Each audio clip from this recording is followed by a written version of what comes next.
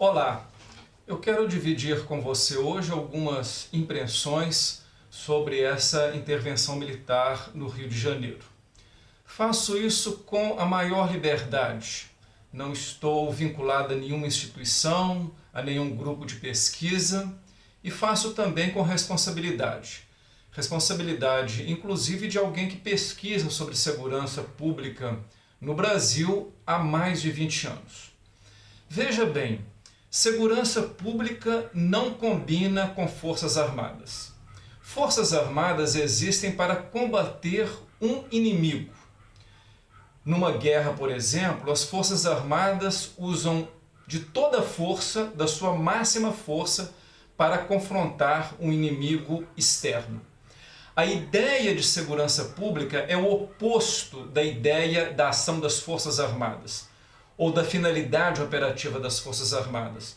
Porque segurança pública se faz com força mínima, justamente porque se trata de controlar situações conflitivas respeitando os direitos dos cidadãos.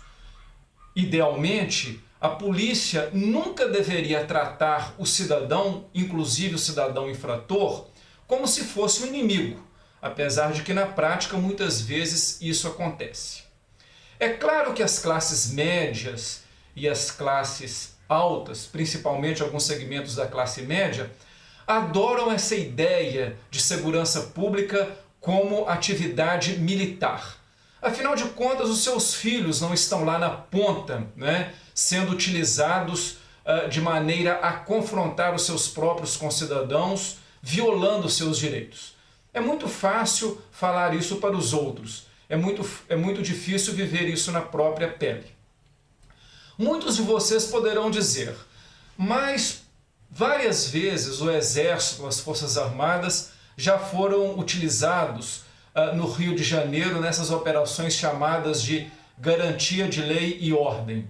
Lei e ordem, diga-se de passagem, nós temos que perguntar, lei para quem? Lei a serviço de quem? Ordem para quem? Ordem a serviço de quem? Porque leis elas não caem do céu por espontaneidade.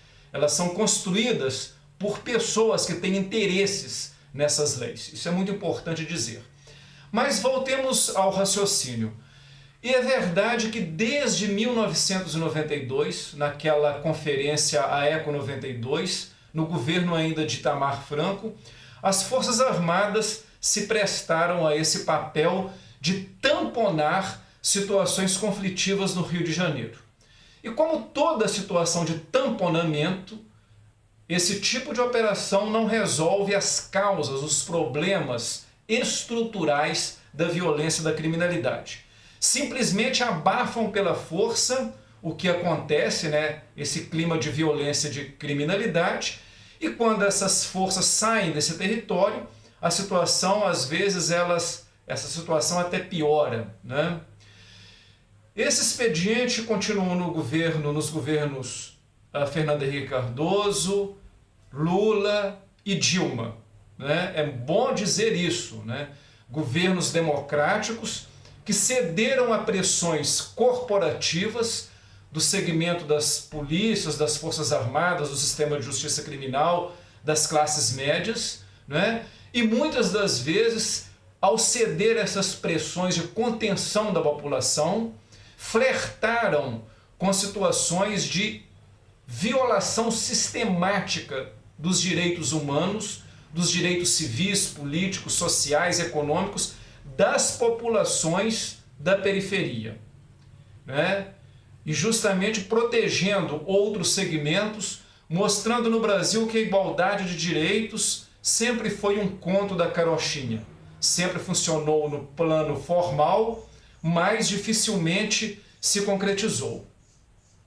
Mas é importante dizer que durante esses períodos dos governos Fernando Henrique Cardoso, Lula e Dilma, essas operações elas foram pontuais, tiveram algum nível de controle por parte de órgãos do Estado, que naqueles momentos ainda trabalhavam na perspectiva de um Estado democrático de direito, Ministério Público, Poder Judiciário, de algum nível, pela mídia, que também flertou com democracia por um pequeno período no Brasil. E isso, né, apesar dos estragos desse tipo de operação, não constituía, digamos assim, operações de estado de sítio, de total violação e violação sistemática de direitos. Constituía-se em determinados momentos de opressão a essas comunidades. Mas o que está acontecendo agora no Rio de Janeiro é algo totalmente diferente. Em primeiro lugar, porque o Rio de Janeiro não tem governo. Essa é a verdade. O grupo político que está lá, né, arrasou o Estado. Não é à toa que muitos consideram como uma verdadeira quadrilha que tomou de assalto aquele Estado. Mais ou menos como aconteceu no plano federal. Hoje o Rio de Janeiro é governado por castas do sistema de justiça, pessoal do Poder Judiciário e do Ministério Público, por uma emissora, né, que é a Rede Globo, que tenta determinar um modo de vida a partir dos interesses dos seus donos e de um segmento da população do Rio de Janeiro, e por um crime totalmente desorganizado nas favelas e nos morros, que tenta sufocar as comunidades. Crime desorganizado, porque crime organizado de fato, ligado às drogas, é o PCC, que é filhote do governo tucano em São Paulo, que nasceu, vicejou, se espalhou pelo Brasil e por outros países da América do Sul, durante esse período do governo tucano, cuja política de encarceramento em massa e de violações sistemáticas aos direitos dos presos, dos moradores de periferia, produziu essa organização criminosa. E quando eu estou chamando de organização criminosa é porque tem lastros dentro do Estado. Essa é a característica de uma organização criminosa, não é? Então isso sim é crime organizado. O que tem no Rio de Janeiro, o varejão das drogas, é um crime desorganizado, muito violento, porque oprime comunidades, porque tem muito armamento, porque há muita disputa de território, porque o comércio de drogas no Rio de Janeiro é imenso, né? E ele não acontece não é só no Morro, ele acontece na Zona Sul, na Ipanema, Copacabana, na Barra. Lá é que tem o grande consumo de drogas também, não é só nos morros, deixemos de ser hipócritas. E drogas é comércio, funciona na base de procura, né, de demanda e de oferta, né? Mas há muita violência, né, nesse segmento de disputa de território. Mas hoje o Rio de Janeiro é um estado totalmente desgovernado.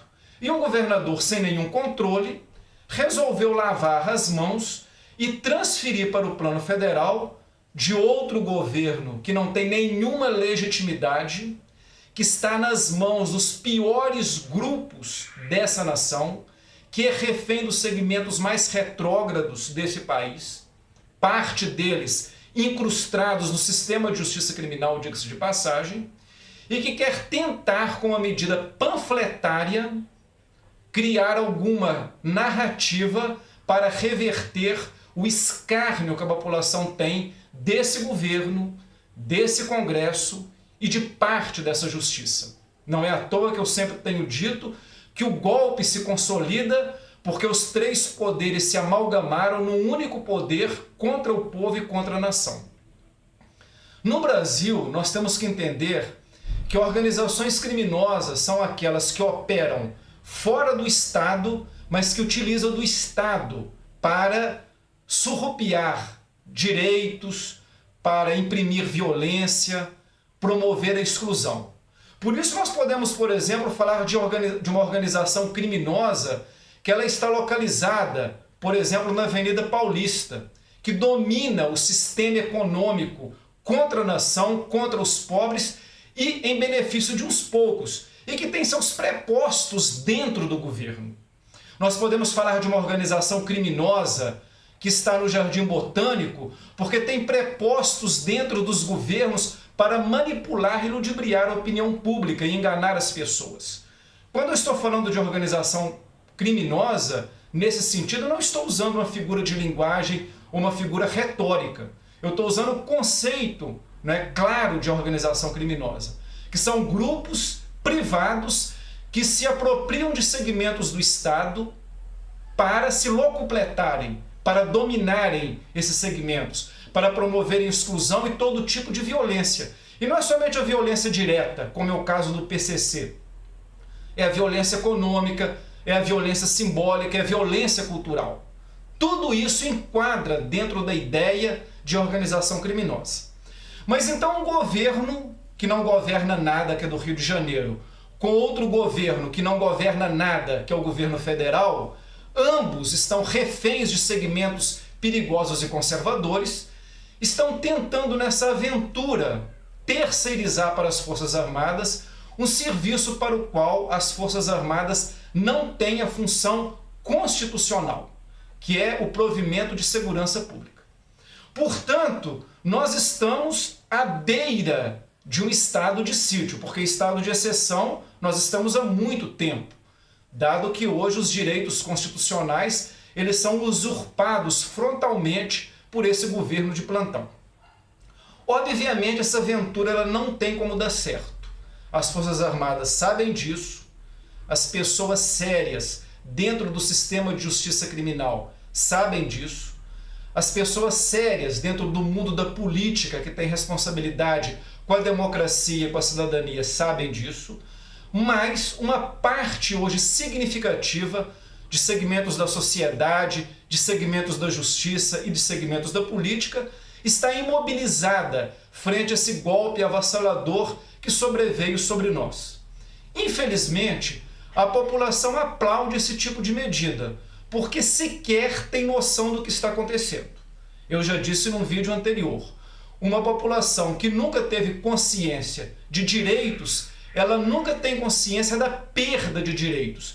Por isso que muitas das vezes aplaude medidas arbitrárias, medidas sensacionalistas, medidas que não evoluem no sentido de promover uma sociedade mais justa, verdadeiramente pacífica, que deve ter, para tanto, a igualdade como base, e não essas medidas autoritárias que estão por aí. É claro que esse imbróglio todo, que tem tudo para dar errado, ele aprofunda o golpe que acontece no Brasil desde 2016.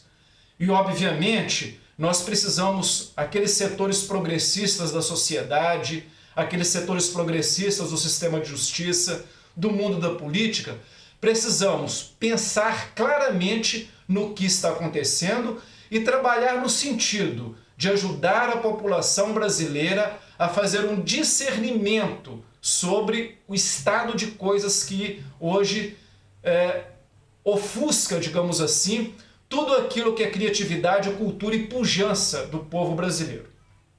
É claro que o desfile da Tuiuti foi espécie de um bálsamo, né, nessa avassaladora onda de notícias ruins e de coisas negativas. Mas nós não podemos enganar que as festividades momescas elas se transformarão num nível de consciência popular, de consciência democrática, de consciência da cidadania. Para isso, os atores formadores de opinião não podem deixar de cumprir o seu papel. E é para isso que nós precisamos de continuar essa luta, mesmo que é uma luta cotidiana, inglória e feita em passos lentos, no sentido de alertar a população para poder fazer uma leitura real do que está acontecendo nesse país e não se contentando com as inverdades, com as mentiras, com as manipulações da mídia empresarial que tem o interesse em não defender a democracia e a cidadania, mas serve como uma espécie de prepostos desses que são os verdadeiros ganhadores do golpe no Brasil. O sistema econômico, parte do sistema político, as castas do sistema judiciário e todos aqueles que não estão preocupados nem com a democracia e nem com a cidadania nesse país. Os grupos progressistas precisam de assumir essa narrativa, precisam, continuar nesse flanco, nesse caminho, de conscientização popular, de trabalhar na perspectiva da consciência popular, da consciência do povo. Esse é um papel que nós não podemos nos furtar. Por isso, esse vídeo para a gente pensar um pouco nisso que está acontecendo no Rio de Janeiro e que corre-se o risco, é claro, nós não podemos deixar de pontuar isso, corre-se o risco, a depender do que acontece lá, de se espraiar por todo o país. Muito obrigado a você que me dá essa oportunidade dessa conversa, e se você concorda com essas ideias, divulgue esse vídeo. Se você não concorda, tenha liberdade também de colocar o seu ponto de vista e de expressar a sua opinião. Muito obrigado.